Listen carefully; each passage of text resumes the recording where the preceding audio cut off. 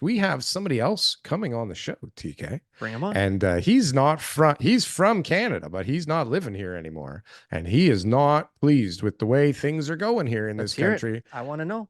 He sent me an email and we said, come on the show. That's our style. And we were like, you know what? Come on the show. We're going to talk to you and figure out what's going on. See if we can win him back. Let's investigate and see what's going on. Hello, Mr. Dave. I've got one that can see. Stach? Hello there. Did I say it right?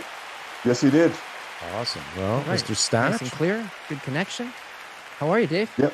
Oh, it's just wonderful. Everything's wonderful. I moved from, I'm being a little bit facetious, but I moved from Canada to Ecuador about almost 5 months ago. My God, it's an invasion. We didn't only go to Calgary today, TK. Do we have an Ecuadorian background? Is that how you say it? Well, we're going to stay in Calgary for you, Dave. Where were you Where were you in Canada before?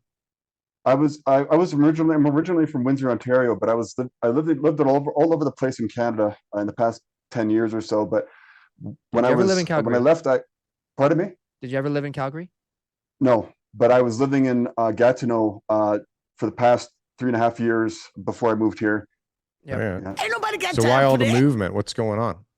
Well, man, it's like it's craziness. I mean, there's many factors in people's lives that makes them do what they do, right? But a big factor was the work market and the real estate market, especially. You're trying to find a place to live, and you're paying an arm and a leg for a place to live. Mm-hmm. And if you do find a place, because I wasn't sure about where I was working, the work situation, I would rent a room, and then I would find out sometime, maybe about 40% of the time, it was not a very good situation, about 40% of the time. So there'd be like thefts and that kind of thing going on, and very difficult situations. So tough situation. So you're trying to make ends meet. You're trying to make your life better. You're looking at all the options. You're going from Windsor. You're going to Gatineau. You got all these different locations. Why Ecuador? It's better weather here, and they use the U.S. dollar, and they don't tax you as high here in Ecuador compared to Canada. So you're working there? I'm trying to start an online health consultation operation to help people with their health. Like, I also had some health problems, and a lot of people do, and they don't know what to do. They only go to the doctor, so-called doctor, and that's their training in 10 minutes is just to address the symptoms, right? And that's kind of like what that is exactly what the politicians are doing. Treating symptoms. Okay, hold on. Before we bounce too far into things, what do you do for work? Right now, I'm trying to become a healthcare consultant to help people with their health. Okay, so before this, what were you doing that was, giving you a tough time to afford where you were and had you bounce mainly around information technology.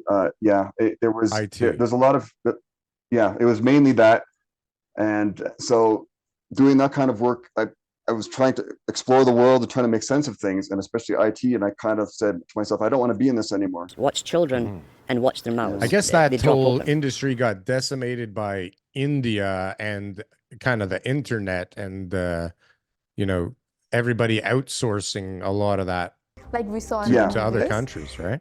Yeah, and still the colleges and the politicians still say tech. They keep repeating this stuff, mainly, and I think, to import more people to come into Canada, also to offshore more work as well.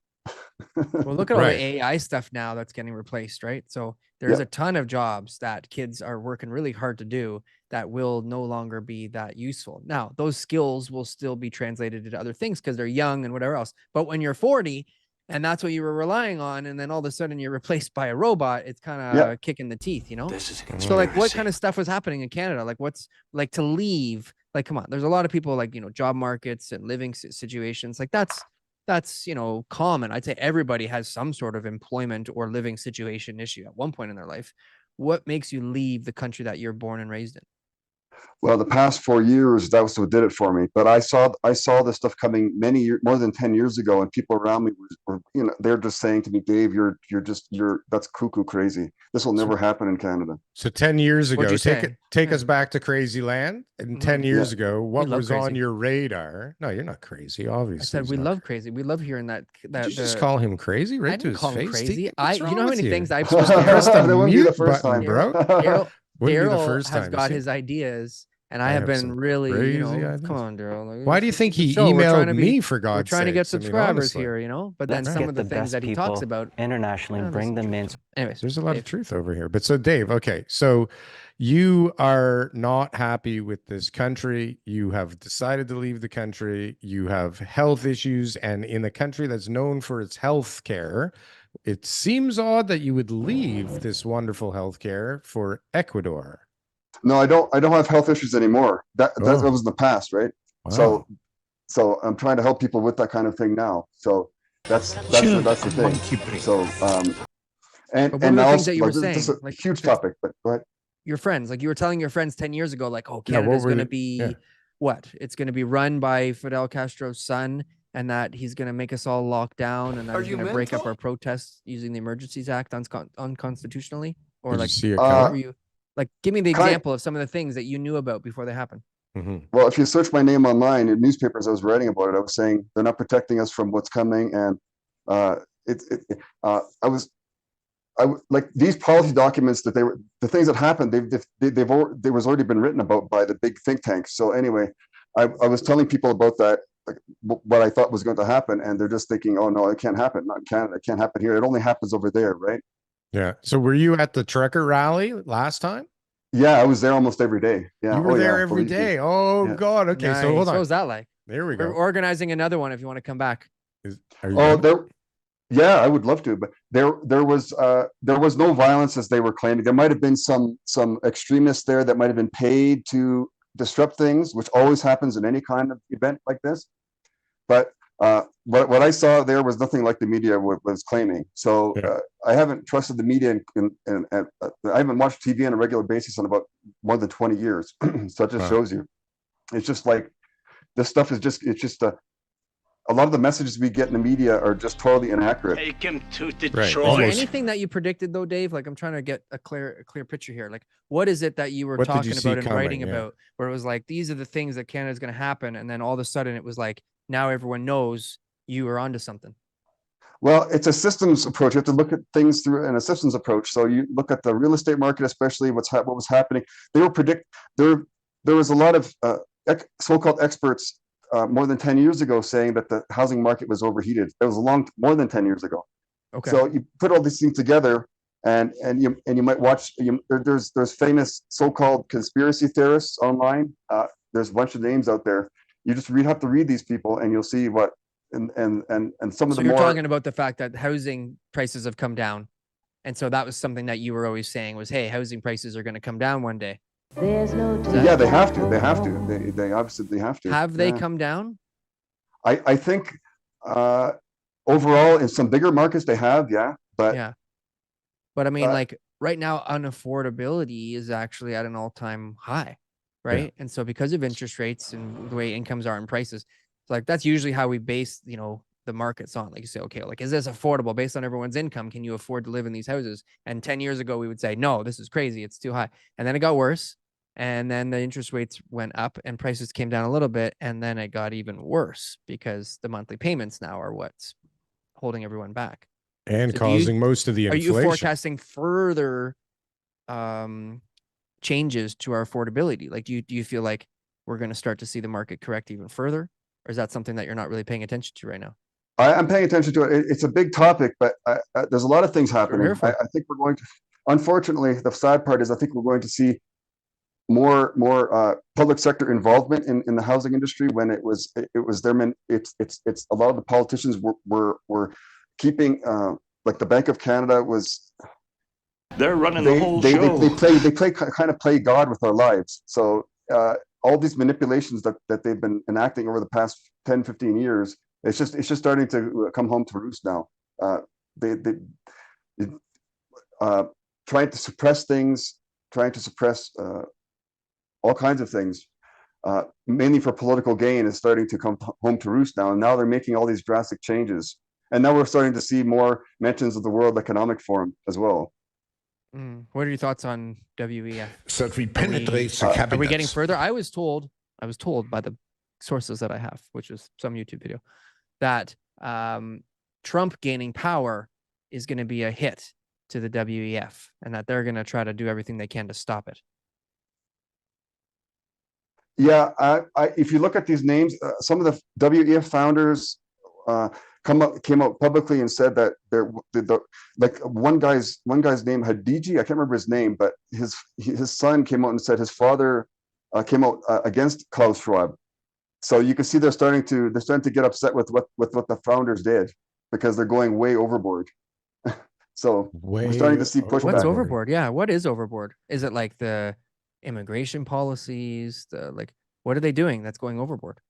I'm just trying to understand. I don't research these things because TK is not like us, Dave. To unplug their bananas He's very, from their ears. He likes to not watch the same kind of things as us. He likes to, be calm and have in front of me that are things that I can actually. He doesn't like to distract himself with all this scary shit. The other like, stuff, he likes to stay focused, right? So while you and I are watching Alex Jones for the last 20 years and freaking ourselves out, TK is selling real estate, and but this is what's interesting is there is a huge faction of most of the populace that has no idea at all what you're talking about. And even though you're being a little cryptic, I feel like I understand a lot of what you're saying. So Darryl, give us the lowdown.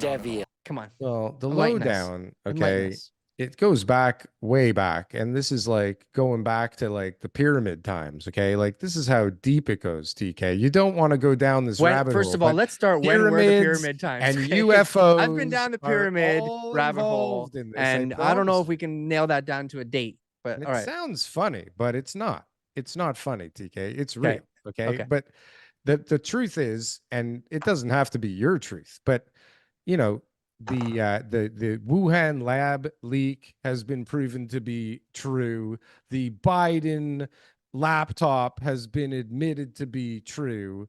You have a lot of people that all of a sudden think Trump might actually be the answer to the world's problems, which is really funny. And if you want to talk about Trump and you don't talk about the book, that's written about Baron Trump, you know what I'm talking about, Dave? You know about that book, the time traveler stuff? No. No. There's some of these things I prefer not to know. Deep there, Darryl. Yeah. I mean, I can understand why. Too deep. I flew too deep on that. Past him on this one. Okay. Sorry. Okay. So that's for another show. So Dave, you're helping people with their health now because you, I guess, figured out the secrets to life somehow along the way. What did you do to heal yourself and to kind of get motivated to start your own business out there in where are you? They're dropping like fucking flies. Ecuador. Yeah. Are those two places close to each other? They're near each other, but no. One's in Central America and the other one's in South America. Okay, totally. But there's a lot of European content in this country. But what started me on, although I heard about these things, alternative health, like 30 years ago, my mother had health problems too. We all have health problems. We don't really know. There's a continuum of health that we all have, right? So we're just not aware that most of us, we have health problems we don't even know about. Just like a botanist would look at a plant as an individual, we don't get that from the medical system. We mainly only go to the doctor or hospital when we get sick, and we don't really have much help in preventing it or even treating it in a systems biology way. I don't even like to use the word natural or holistic because those words have been overused. Okay, so you're like naturopathic type of yeah, I don't even like using that word either because there's a lot of restrictions that practitioners in Canada have. And Canada is very over-regulated, and now they want to bring more regulations into places like real estate. This is cuckoo. I know. So they we got all these regulations these days that are killing us. What are the regulations? They don't want just people on YouTube telling people how to, their medical kind of treatments and helping them out with that kind of thing. Becoming healthy. You're right about that. But there's a heavy amount of dissuaders out there. They give you false information, like they get you into the keto diet, they get you into different diets, different fads, and then people say, oh, it's true that's not good for long term, but it's not good for everyone. And the main point is you need an individual analysis of your body and lifestyle, the foundational components of your body. Many doctors are not even trained in nutrition, but they're not trained in cellular nutrition. I heard that over and over the years, but I never knew what that meant. And I do the intermittent fasting diet. That's the one I like because I want to eat whatever I want, and I'm really just gonna skip breakfast. That's pretty much my diet. That's a very general method of looking at things, and that's what I used to try too, and things were still getting better. And I was just wondering what this is going on. And but if you look at the, and I'm not bashing doctors, they're most of them are well-meaning people, but they don't have the support that they need to help people properly. That is for sure. We need more doctors. That's the one thing too in this country is like, it is so hard. My little sister's trying to become a doctor right now. And for her to get accepted in school is like really, really, really difficult. And there's other people who are getting accepted who are definitely 100% not going to be a doctor here in Canada. And then there's other people who like, you know, are maybe they're like not as qualified, or like maybe they'll drop out or whatever it is. Or maybe they're just not as nice, you know, because she's a really nice person.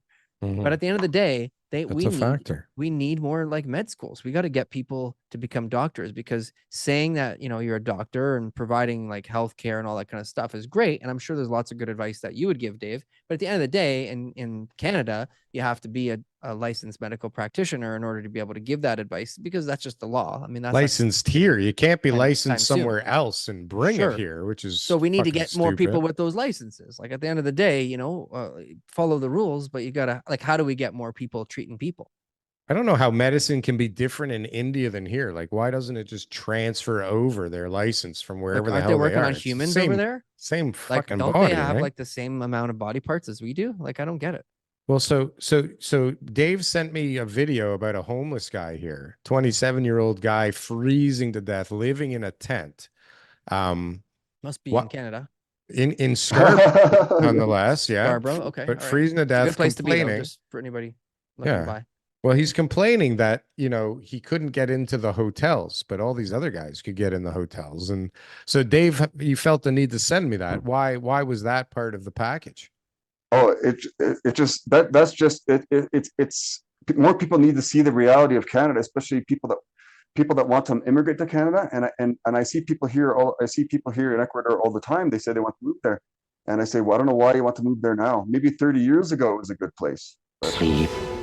Yeah. So you're warning people not to now. I'm warning people to do their own research, because there's different circumstances, right? But do their own research, because many people, when they talk to me, they just give me the rosy side of what they see on an advertisement on YouTube somewhere.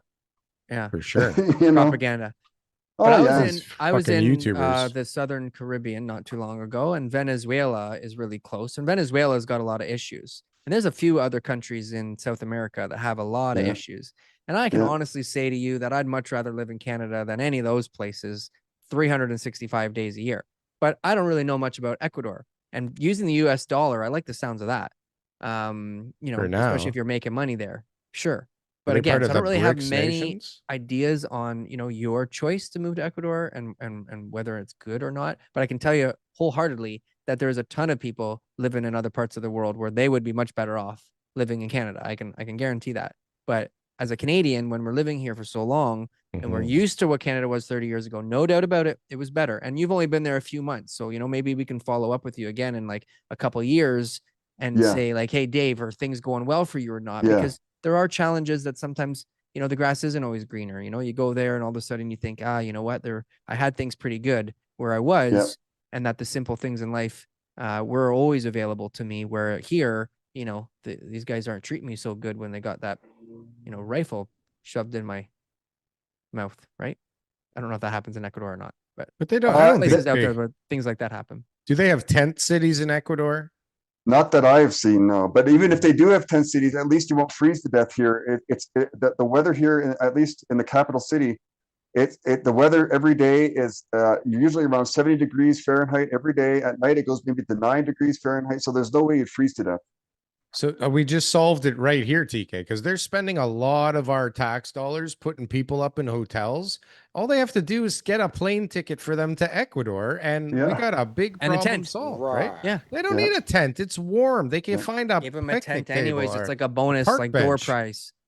You know? Okay, I got one last question for you, and I don't know if you're following this story, but I think it makes a difference to people's diets, at least in Canada, because we all know how bad wheat is for us, right? Like it's not good for the digestive system.